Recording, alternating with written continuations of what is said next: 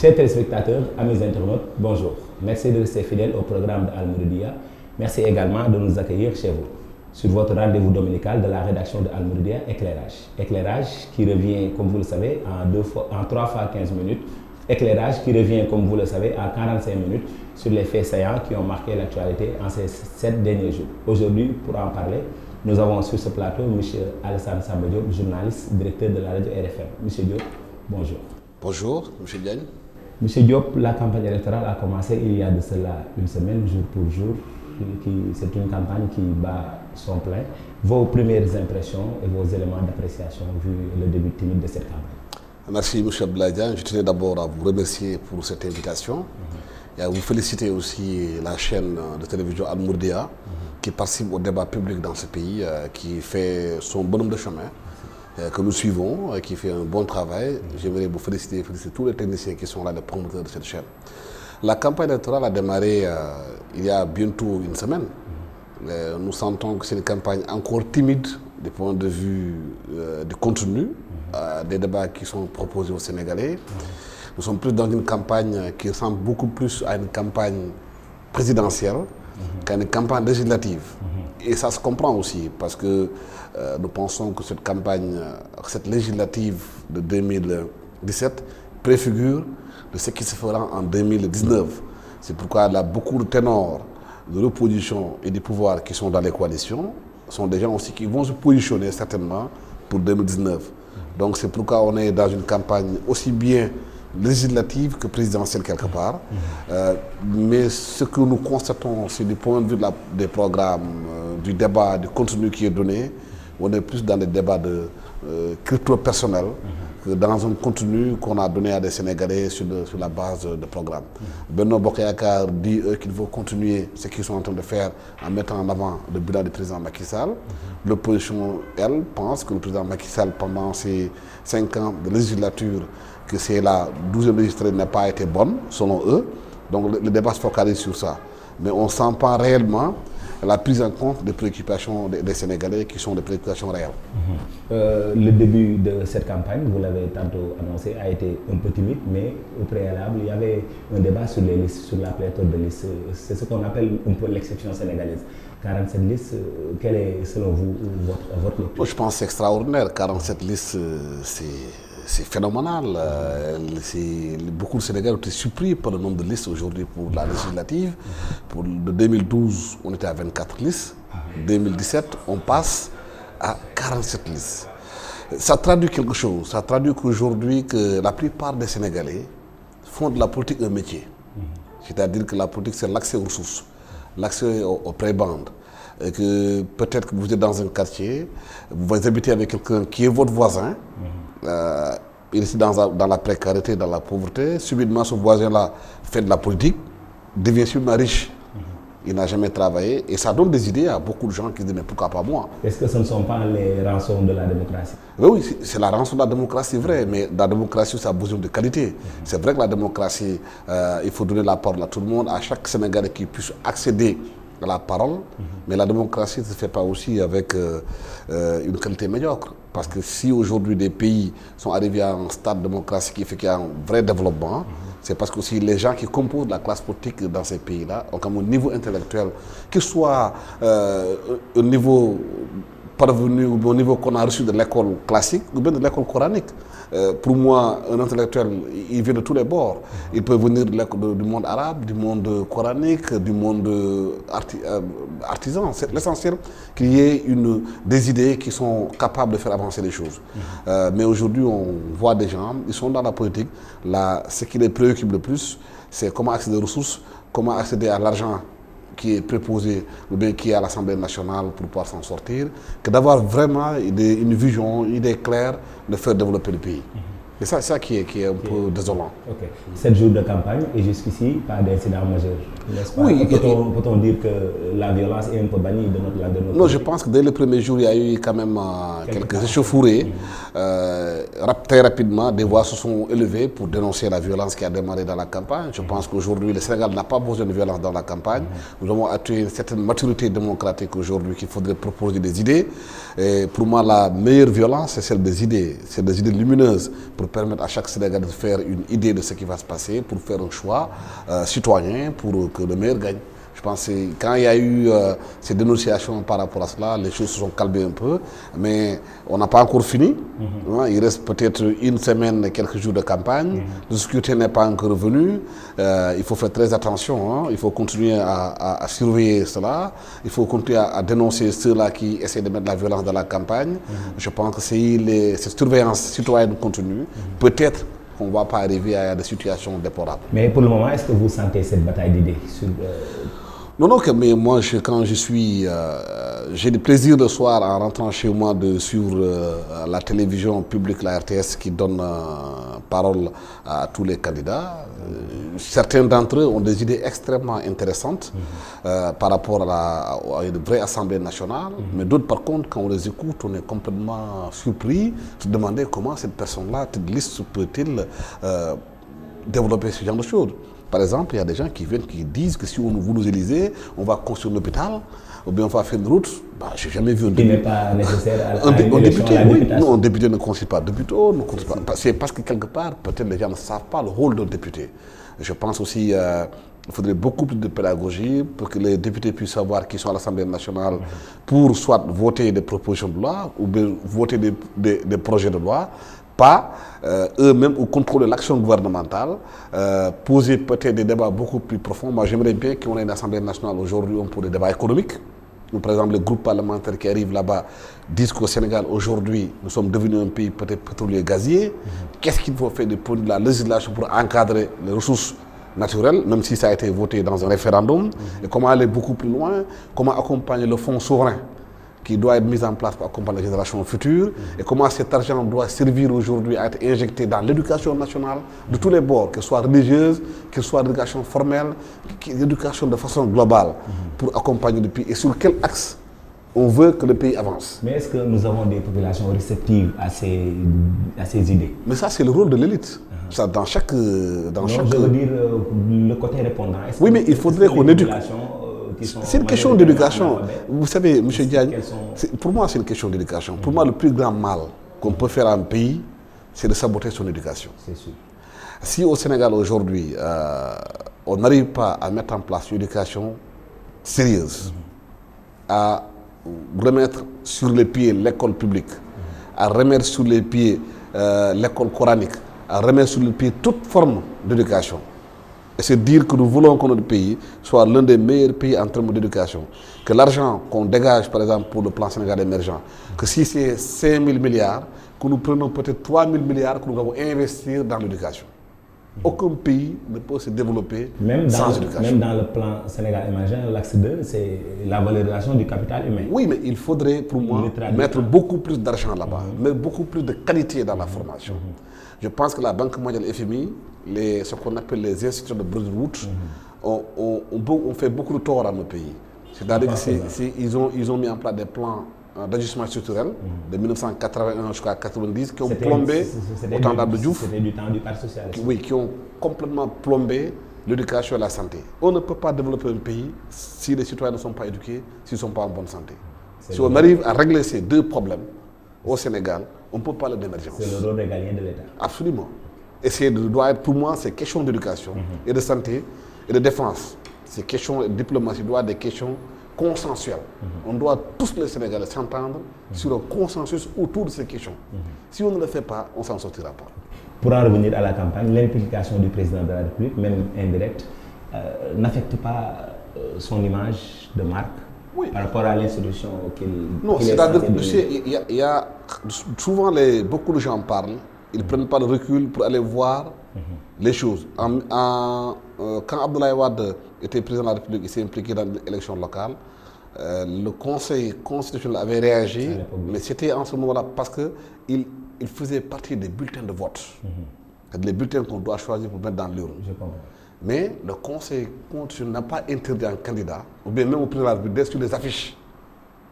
Parce qu'il y a une différence. Il y a une différence entre affiche et bulletin de vote.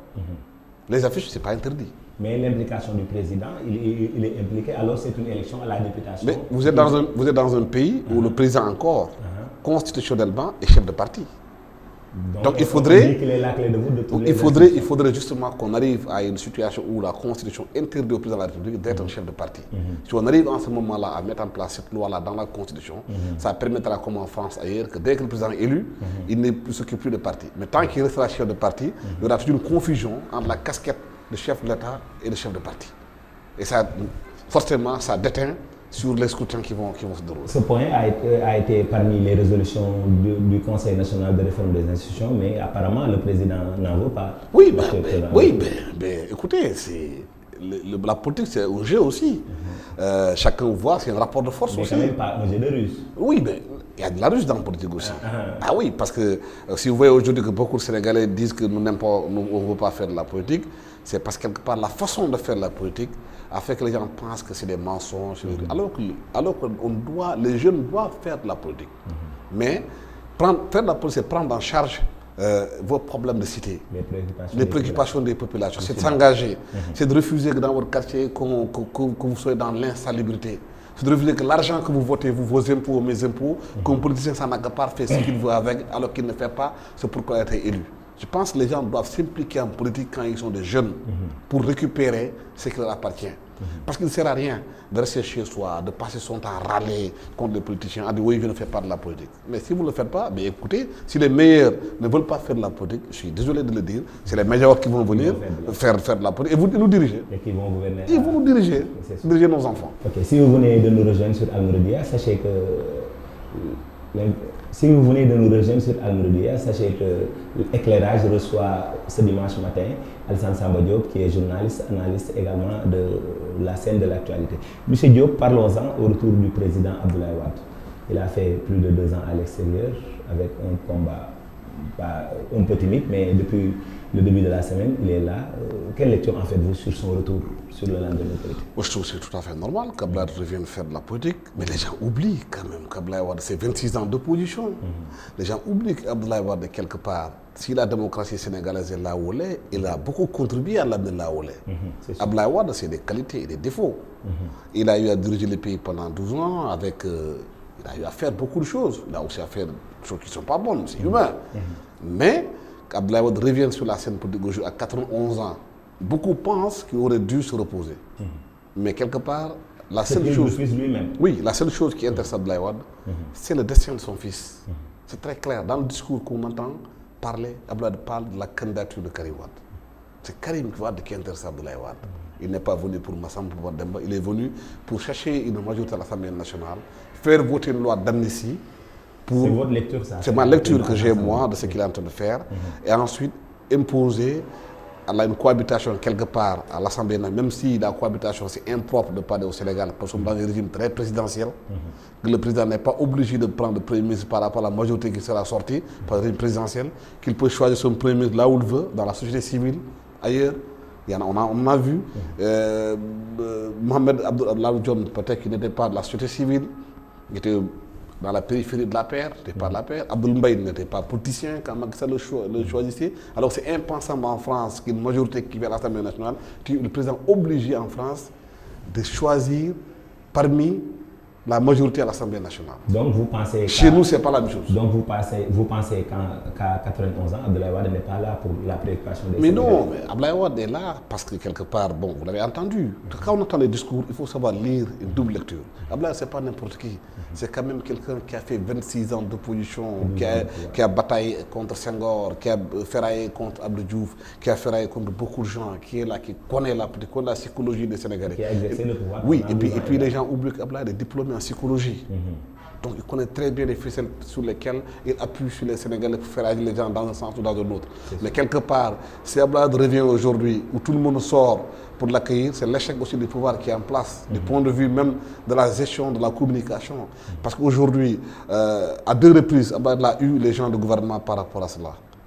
Annoncer une venue, la reporter, faire monter la mayonnaise et faire intervenir et pousser les gens à la faute. On nous annonce des aléas liés à son agenda. Oui, non, c'est... Vous savez, la communication politique c'est de l'art. À l'art aussi de le faire mousser. Parce qu'il fallait tâter le terrain pour voir si le vieil sera accueilli ou pas. Dire qu'il est interdit d'atterrissage. Et ça va créer une sorte de réaction de ces militants. Et même des Sénégalais qui sont épris de justice, qui voudraient dire que moi c'est un ancien président de la République, on ne peut pas l'empêcher de venir au Sénégal. Tout ça c'est bien fait, c'est bien calculé, c'est bien noté, c'est bien travaillé. Et les gens sont tombés dans le piège en faisant des communiqués, en disant ouais, il n'a pas déposé d'autorisation. Et ça crée un buzz autour de ça. Les gens sortent pour l'accueillir. Il a réussi son coup à 2 reprises. Pour rester dans ce siège, cet spectateur, le lundi passé, Abdoulaye Wade a foulé à nouveau le sol sénégalais. Après 2 ans et plus d'absence, Al-Mouridi a été, pour vous, compte rendu.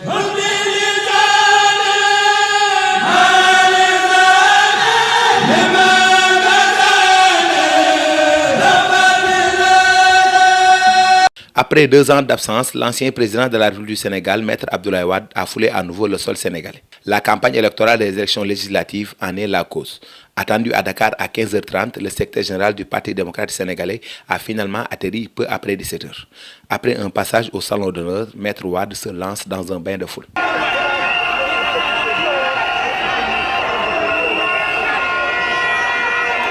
Suffisant pour motiver les troupes. C'est le combat pour les libertés, le combat pour le droit, le combat pour la justice et le combat pour la défaite de Macky Sall.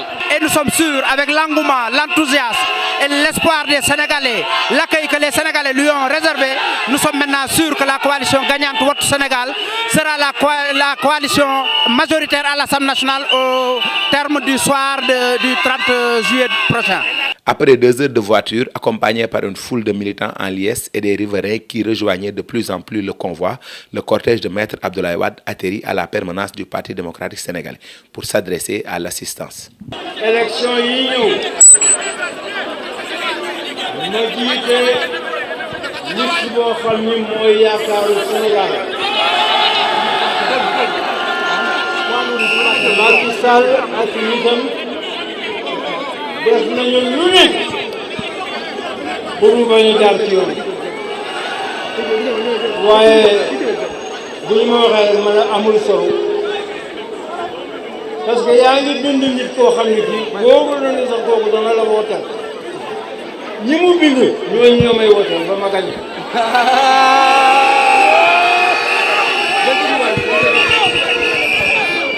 moo tax ma ne gaañu nañ dem rek ba bés ba.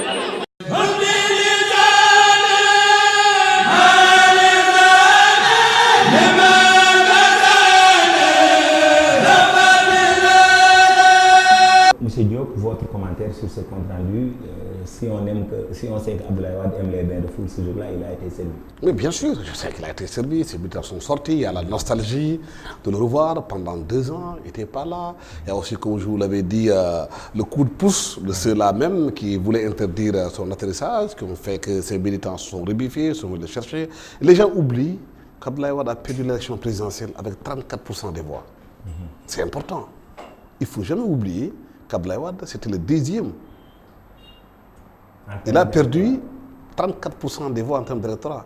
Si on considère que le fichier électoral du Sénégal est de 3 millions, ou 2 millions 500 ou 3 millions, c'est 34% de 2 millions de voix qu'il avait perdu. Est-ce que cet électorat donc ce qui veut dire, mais bien sûr, parce que vous savez, il y a un phénomène. Quand vous arrivez au pouvoir, dès que vous commencez à travailler, vous faites beaucoup de mécontents quelque part. Ce qu'on appelle une sorte de l'usure du pouvoir. Plus vous êtes au pouvoir, de plus en plus il y a des mécontents. Il y a des gens qui ne sont pas satisfaits de votre façon de faire. Il y a des gens peut-être qui s'attendaient à ce que vous fassiez ça pour eux, vous ne l'avez pas fait, ils sont mécontents. Donc tout ça, ça se rajoute. Et dans un contexte aussi d'agglomération grande de villes, dans tous les pays du monde, les villes sont frondeuses. En général, la contestation vient des villes et des banlieues. Les gens sont mécontents parce qu'il y a beaucoup d'espoir. Les candidats, quand ils vont en campagne, ils promettent tellement de choses que dès qu'ils arrivent avec la réalité du pouvoir, ils se rendent compte qu'ils ne peuvent pas le faire. Nous avons vu ça avec Emmanuel Macron en France, avec Donald Trump aux États-Unis. La même cas de figure, c'est pour Macky Sall au Sénégal. On ne peut pas satisfaire tout ce que les gens veulent.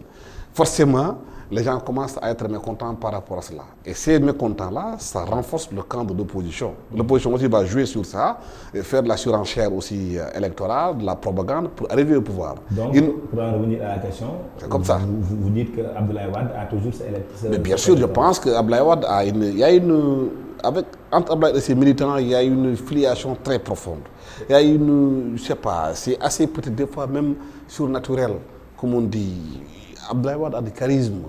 Abdoulaye Wade, il reste encore, ce Sénégalais qui s'est battu. Parce que nous, quand on est des jeunes, puis on ne connaissait qu'Abdoulaye Wade. C'est combat partout, Sopi, un peu partout et tout. Dans mon village à Canel, il n'y avait qu'une seule personne qui était responsable du Parti démocratique sénégalais. Mais quand Wade venait là-bas, dans mon village, mais nous tous sortions. Nous suivons ce qu'il faisait. Donc, parce que c'était quand même quelqu'un d'assez frappant, Abdoulaye Wade. Et il a ça.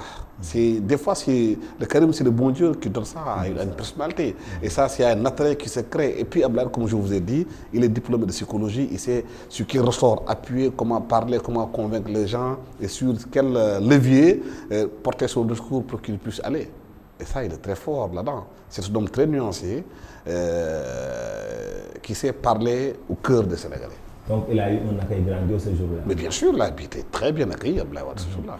De par l'implication personnelle d'Abdoulaye Wade, est-ce que la psychose est installée dans le camp de la coalition adverse? Mais je pense que chaque coalition qui est en face de lui, Abdoulaye Wade, doit beaucoup réfléchir. Parce qu'encore une fois, Abdoulaye, ce n'est pas n'importe qui. Quand vous l'avez en face de vous, vous avez intérêt à surveiller vos arrières. Parce qu'Abdoulaye Wade, ce n'est pas pour rien que Senghor l'appelait Ndiambor. Donc, ce qui veut dire qu'il est un homme qui sait faire de la politique. Donc, quand vous l'avez en face de vous, vous avez intérêt à surveiller vos arrières, à comment travailler et comment faire. À la coalition Benno Bokk Yakaar, certains spectateurs, on minimise les dégâts. Ils disent qu'avec l'arrivée d'Abdoulaye Wade, c'est un non-événement. Je vous propose cet extrait de Pape Mao Diouf. Il est le chargé de la communication de la coalition Benno Bokk Yakaar.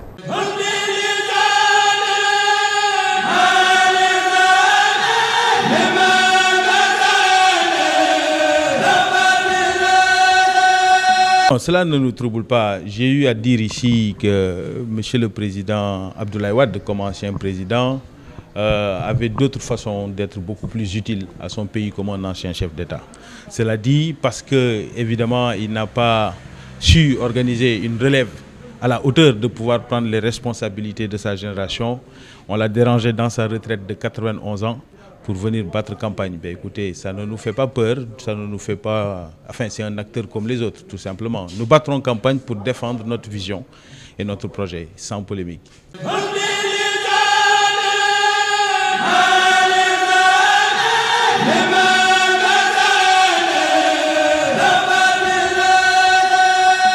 Quelle lecture en faites-vous sur les propos du chargé de communication de la coalition Benno Bokk Yakaar? Vous savez, nous sommes dans la communication politique. C'est normal que chaque parti essaye de jouer sur la conscience des uns et des autres pour montrer qu'il est toujours là. C'est tout à fait normal que la coalition Benno Bokk Yakaar dise que le retour d'Abdoulaye ne les dérange guère. Les gens sont dans la communication politique. Vous ne pouvez pas être dans un camp, aller dans une bataille et délivrer un message à vos militants ou bien à vos partis en leur disant que oui, que c'est peu d'avance. Non, je pense que c'est une bataille de communication qui est là. Autant Abdoulaye Wade est très offensif, autant aussi ils ont obligé d'être offensifs pour maintenir les espoirs un peu partout. Mais derrière tous ces discours-là, aussi bien d'Abdoulaye Wade que ceux de Benno Bokk Yakaar, il y a des stratégies qui sont élaborées. C'est clair que le retour d'Abdoulaye Wade va faire réagir les gens de Benno pour réorienter la stratégie qu'ils avaient en place par rapport à la venue d'Abdoulaye Wade, comment de gérer, comment faire pour. Je pense que c'est ça qui est important. Souvent, ce que les gens voient du dehors, qui est dit, qui est communiqué, mais pas réellement ce qui est fait dans les officines. Hein? Je pense que c'est là-bas que la bataille va se mener dans le cadre de la stratégie qu'il faut mettre en place pour contenir Abdoulaye Wade.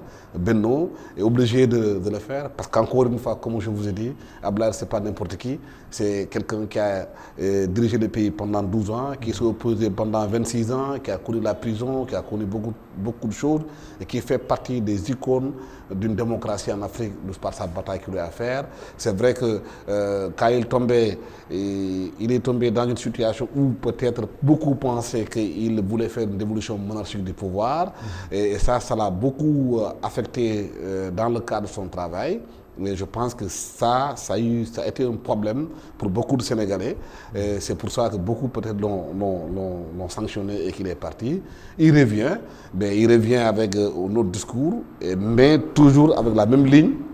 Hein? C'est celle de mettre son fils à la tête du Sénégal. C'est ça qui l'intéresse, c'est ça qu'il veut, c'est pour ça qu'il se bat.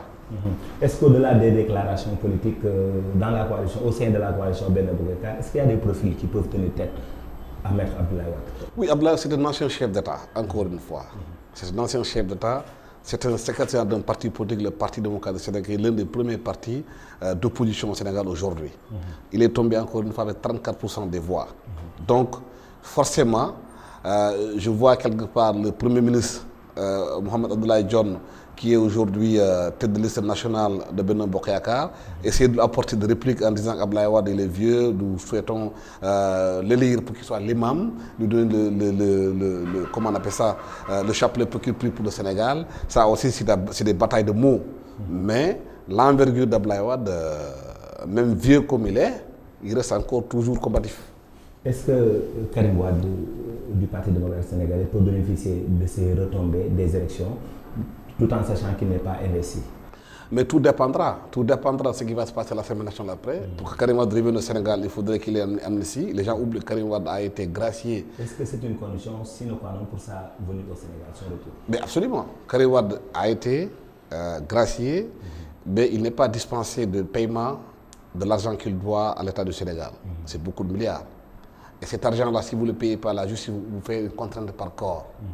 Donc je pense qu'il y a là un souci. Les gens ne nous ont pas tout dit par rapport à ce qui se passe dans l'affaire de Qatar et tout. On n'a pas tout dit. Aujourd'hui, si vous regardez la liste électorale, Karim Wade n'est même pas inscrit sur la liste électorale. Donc il ne peut pas voter. Il n'est pas électeur, il n'est pas éligible. Donc il y a un problème par rapport à cela. Il y a un écueil qui est là, un écueil de remboursement de l'argent qui est là. Maintenant, comme je vous avais dit, si Abdoulaye arrive à avoir une majorité à l'Assemblée nationale, ce qui l'intéresse, c'est que loi d'amnistie soit passée à l'Assemblée nationale. C'est en ce moment peut-être Karim pourra revenir au Sénégal pour prétendre aller à la compétition présidentielle. Donc dans ce cas d'espèce, Karim Wade pourra bénéficier des retombées de ces échéances électorales. Mais son père travaille pour lui. C'est en train de le faire. Maintenant, qu'est-ce qui va advenir le 30 juillet? Attendons. Parce que vous savez, on parle beaucoup, mais il y a beaucoup de spéculation. Le seul verdict, c'est le 30 juillet au soir, à 18h, quand les bureaux de vote seront fermés, si l'élection se déroule normalement et tout se passe très bien, les urnes diront qu'est-ce qui est réellement passé. Toute autre chose que les gens diront, c'est des spéculations, c'est des analyses et tout, mais c'est le soir de 30 juillet qu'on saura comment l'Assemblée nationale sénégalaise sera formatée et qu'est-ce qui est sorti des urnes. C'est ça. La vraie question, c'est là-bas la vraie réponse. À partir du 30 au soir, quand les résultats seront publiés, en ce moment, il y aura une lecture beaucoup plus claire de ce que les Sénégalais ont décidé. Monsieur Diop, cette campagne électorale en vue des échéances du 30 juillet a permis à de grands noms du gouvernement sénégalais qui occupent des postes stratégiques d'ailleurs de se lancer dans la politique. Quelle est votre lecture en ce sens? Moi, je ne suis pas pour que certaines directions nationales, que ces directeurs soient politisés. J'estime que l'administration doit rester républicaine. Parce que je suis même pour ce qu'avait dit la CNRI, c'est-à-dire que certains postes de responsabilité soient un appel à candidature.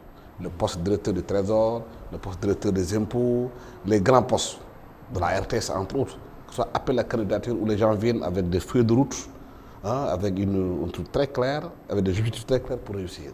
Il faut qu'on arrive un peu à dépolitiser l'administration sénégalaise. Aujourd'hui, certains ministres sont en campagne. Qui assure l'intendance dans les bureaux? Est-ce que le travail marche? Qui doit le faire? Est-ce que vous et moi, si on va dans un ministère aujourd'hui parce qu'on a besoin d'un papier administratif, est-ce qu'on va l'obtenir? Est-ce que le ministre est là? Est-ce qu'il a assuré son intérim pour faire le travail? Donc, c'est que pendant 3 semaines ou 21 jours, l'administration sénégalaise marche au ralenti. La plupart du temps, si le ministre va en campagne, il amène également avec lui beaucoup de... Mais ce qui veut dire que l'administration sera ralentie. Ralentir l'administration, ralentir de l'argent qui entre, ralentir économique, ralentir de la croissance, ralentir de la richesse qu'on devait faire par jour pour faire avancer ce pays. C'est pourquoi il est impératif, urgent, qu'on revoie quelque part la politisation de l'administration sénégalaise. Comme on doit revoir impérativement le nombre de partis politiques au Sénégal. On doit mettre en place des règles. Pour que ceux qui vont à l'Assemblée nationale, si on n'a pas tant de pourcents, le nom de Dieu qu'on dissolve votre parti. Parce qu'il y a beaucoup de candidats aujourd'hui à la dernière présidentielle, ils n'ont même pas fait 0,00%. Mais c'est eux qui polluent le plus les Sénégalais aujourd'hui. Ils sont dans les médias, ils parlent partout, mais à l'élection présidentielle, ils ne représentent rien. Excusez-moi le terme. Mais quand même, nous avons une constitution qui garantit la liberté d'association. Oui, mais d'accord, mais c'est pourquoi, dans des pays normaux, quand vous allez en France aujourd'hui, il y a la droite, il y a la gauche, même s'il y a d'autres partis, il y a les insoumis. Quand vous allez aux États-Unis, il y a 2 pôles, il y a les démocrates, les républicains. On arrive à avoir une lecture. Mais le Sénégal, c'est un petit pays. Avec 14 millions d'habitants, 350 partis politiques. Un pays où vous allez dans les élections législatives, on va dépenser 16 milliards de francs CFA pour satisfaire l'ego de certains. Mais je vois certains qui passent à la télévision, mais attendez, la plupart d'entre eux aujourd'hui viennent pour faire le buzz ou bien pour satisfaire un ego. D'autres ont été élus grâce au prix Forest. Hein? Mais on trouve parmi eux aujourd'hui qui passent leur temps, excusez-moi le terme, à polluer les Sénégalais de déclarations. Il y a aussi quelque part le travail de la presse que nous sommes nous. Nous, la presse, on n'a pas de responsabilité dans ça. Une grande responsabilité. Parce qu'on ne peut pas passer notre temps à donner la parole à n'importe qui, à n'importe comment. On ne peut pas tout démocratiser. Il faudrait quelque part qu'il y ait des règles qui sont établies, parce que des gens qui viennent parler, échanger les Sénégalais ont peut-être des idées intéressantes qui peuvent faire avancer le pays, mais pas n'importe qui vient dire n'importe quoi on le donne. Vous faites une émission pendant 1 heure de temps, vous donnez la parole à quelqu'un qui vient, voilà, se mettre en avant, il n'apporte rien de plus par rapport à une plus-value à l'auditeur ou au téléspectateur. Après, vous perdez 1 heure d'énergie pour faire marcher vos machines, de pure perte. Il faut revoir le contenu. Voilà, pour tout le monde. Okay. Pour revenir à la question, qu'est-ce que cela vous... Quel est selon vous votre constat à avoir des ministères stratégiques occupés par des politiques je peux nommer le ministère de l'économie, des finances et du plan, Forces armées, le ministère de l'Intérieur, le ministère de la Santé. Qu'est-ce que cela vous fait? Non, je pense qu'aujourd'hui, qu'on doit revoir, pour moi, certains ministères régaliens ne doivent pas être trop politisés. Je ne peux pas dire quand même que les ministres aussi, c'est un Sénégalais, hein? Ils ont le droit à faire de la politique. Mais qu'il y ait quand même une sorte d'équilibre, que les ministères régaliens, comme le ministère de l'économie et des finances, le ministère de la défense, le ministère de l'Intérieur, le ministère des forces armées et les autres ministères des affaires étrangères, qu'ils ne soient pas trop politisés. Mais pour autant aussi, ceux qui sont là-bas aussi, c'est les Sénégalais, qui ont le droit aussi de faire de la politique. Donc il faut revoir les choses. Il faut qu'on s'entende, nous Sénégalais, sur quelque chose de très consensuel. La France qui est la France du Sénégal, le ministre de l'Intérieur, c'est un membre d'En Marche, c'est le premier qui a milité En Marche. Mais il faudrait que dans la marche des affaires des ministères, qu'on puisse faire la séparation entre l'administration qui doit faire son travail d'État, son travail républicain, et l'appartenance politique du ministre. Est-ce qu'avec l'implication de ces ministres, le syndrome des ministres révoqués ne fera pas surface? Ben oui, quand on a entendu les présidents convoquer les directeurs conseils des ministères demandant il faut gagner. Mais pour conserver vos places. Sinon on périt. Mais si les ministres ont aussi accepté de faire de la politique, c'est de bonne guerre. Parce que vous ne pouvez pas... Mais qu'est-ce qui advenait s'ils n'accepteraient pas de faire de la politique? Ils seront dans ce cas révoqués également. Mais je pense que justement c'est pourquoi je demande aujourd'hui qu'on revoie la façon de faire par rapport à ce genre de choses-là. En France, ailleurs, quand un ministre perd une élection, il en tire les conséquences. Il en tire les conséquences. C'est ça aussi. Parce que si vous... les conséquences pour un ministre, c'est démissionner. C'est démissionner. Okay, parce que si vous êtes ministre, faites de la politique, vous allez en compétition, vous êtes battu. La légitimité que vous devez avoir auprès des populations, vous ne l'avez plus. Mais tout le contraire de chez nous, on ne connaît pas... Non, on ne connaît pas la démission. On s'accroche au poste parce que bon, les gens là, quand ils sont dans les postes, ils pensent que les postes là, c'est pour eux. C'est pas pour le pays. la conception qu'on a des pouvoirs ici au Sénégal, c'est de l'accaparement, qui fait qu'aujourd'hui, qu'il est extrêmement difficile de trouver des gens qui démissionnent. Il y en a qui démissionnent, mais c'est très rare. C'est très rare. Donc ne craignez-vous pas le syndrome du bâton pour ces ministres qui vont démissionner? Ah mais oui, mais bien sûr, s'ils ne gagnent pas les élections, je pense que puisqu'ils ont accepté les règles du jeu, ils n'ont pas jusqu'au bout des règles du jeu. Et cela va avoir certainement des conséquences pour la bonne marche de notre gouvernement. Mais les ministres ne sont pas indispensables. S'ils partent, les autres vont remplacer. Mais ce serait quand même un retour, un éternel recommencement, j'allais dire. Par exemple, un ministre qui travaille par exemple sur l'élaboration du budget, qui est un peu loin dans ce travail. S'il perd ses élections, il est révoqué, il y a un autre qui vient et qui recommence à zéro. Normalement, si une administration est compétente, elle travaille dans les ministères, c'est à la continuité de l'administration, le départ ne doit pas affecter les ministères. Lui, c'est la tête de pont, mais le travail est tenu par les fonctionnaires. S'il part, quelqu'un d'autre peut venir continuer le travail. Si, bien sûr, ceux qui sont là-bas dans les ministères, c'est des fonctionnaires qui travaillent pour le Sénégal, pas pour un parti politique. Je pense que c'est important. C'est-à-dire dans d'autres pays, des ministres partent, d'autres viennent continuer le travail. Donc personne n'est indispensable. Ne pensez-vous pas qu'il est temps d'avoir un accord assez contraignant pour un peu barrer la route à ces ministres qui aspirent à faire de la politique? Oui, je disais qu'il faut qu'il y ait un consensus par rapport à cela. Qu'on décide aujourd'hui de voir, est-ce que les ministres sont obligés de faire de la politique, mais les gens oublient aussi que la fonction du ministre est éminemment politique. C'est une position politique. C'est une position politique. Donc forcément, le ministre qui s'engage dans un gouvernement, il est quelque part politique. Je ne parle pas de politicien, il est politique. C'est une position politique. Également, le premier d'entre ces ministres, parmi ces ministres, se trouve être Mohamed Boun Abdallah Dionne, tête de liste de la coalition nationale Benno Bokk Yakaar. Son implication n'est pas problématique? Non, mais il est à la paire, dans Benno Bokk Yakaar, et il joue de la confiance de son patron pour aller faire de la politique. Je pense que voilà, c'est la tête de liste. Maintenant, on verra ce que ça va donner. C'est-à-dire, je disais quelque part que Mohamed Boun Abdallah Dionne, les gens le connaissent comme étant un Sénégalais technocrate. Mais je disais encore qu'il peut surprendre politiquement. Vous savez, la politique, des fois dans nos pays, c'est le spectacle un peu, c'est des petites phrases, c'est des petites piques. On voit pendant la campagne les petites phrases qui sortent, les piques qui capitalisent, qui cristallisent un peu l'attention de la presse, de la communication politique sur ce genre de bon. Maintenant, à l'épreuve, on verra au 30 juillet, est-ce que le chef de file de la coalition Benno Bokk Yakaar, la tête de liste nationale, aura réussi son pari ou pas? L'actualité également, c'est la sortie de Thierno Alassane Sall via sa conférence de presse qu'il a animée à Thiès. Il était un des ténors de l'APR à Thiès. Comment analysez-vous sa situation? Il est un peu dans le calme, dans le trou? Non, moi je pense que Thierno Alassane Sall, il a démissionné, d'après ce que j'ai appris de la presse, pour des raisons qui lui sont personnelles. Jusqu'à présent, il n'a pas clairement dit pourquoi il a démissionné. Beaucoup de journalistes ont cherché à avoir des interviews avec lui pour savoir réellement les raisons profondes de sa démission. Il ne les a pas encore données. Il a réuni ses militants en disant qu'il leur donne rendez-vous dans 10 jours pour donner sa position. Ben, on attend qu'ils disent. C'est quand il dira qu'on saura. Mais on ne peut pas savoir en ce moment qu'est-ce qu'il va décider. Il y a beaucoup de spéculations dans ce qu'il dit, mais moi je m'en tiens à ce que lui il a dit, parce que le principal intéressé, c'est lui qui dit que dans 10 jours, je vais donner ma position. Mais dans 10 jours, il donnera sa position, on saura. Mais pour son cas, aucun signe de vote. Cela n'est pas un peu...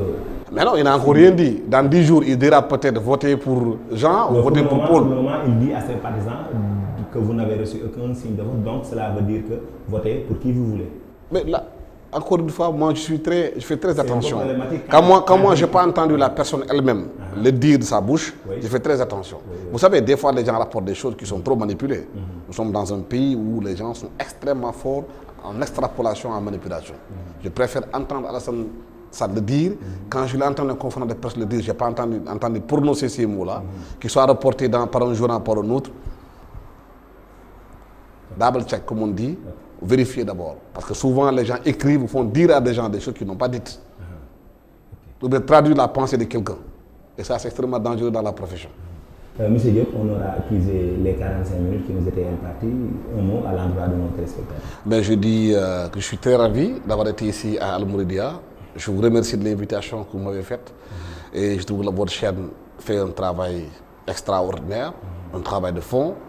Et je vous souhaite une bonne continuation, une bonne réussite dans tout ce que vous êtes en train de faire. Et puis si j'ai eu à dire des choses qui ont heurté certains peut-être ou bien qui ne sont pas d'accord avec ce que je dis, c'est ça la démocratie aussi. Je le présente de mes excuses et j'en profite de votre chaîne. On sort du mois de Ramadan pour souhaiter une excellente déwénité à tous les Sénégalais, que la paix règne dans ce pays, que cette élection vers laquelle nous allons soit une élection libre, transparente, que les Sénégalais fassent leur choix de qui ils veulent et que le lendemain du 30 juillet, que chacun aille travailler, comme on a toujours fait. Le Sénégal, c'est une grande démocratie et personne n'a le droit de rabaisser ce pays-là. Chers téléspectateurs, c'était tout pour votre rendez-vous dominical de la rédaction de Al-Mouridiyyah Éclairage. Je vous donne rendez-vous pour un autre jour. D'ici là, restez connectés au programme de Al-Mouridiyyah TV. La rédaction revient à 18h30 pour l'édition en Wolof et à 20h pour français. Excellent fin de semaine en compagnie des programmes de Al-Mouridiyyah TV.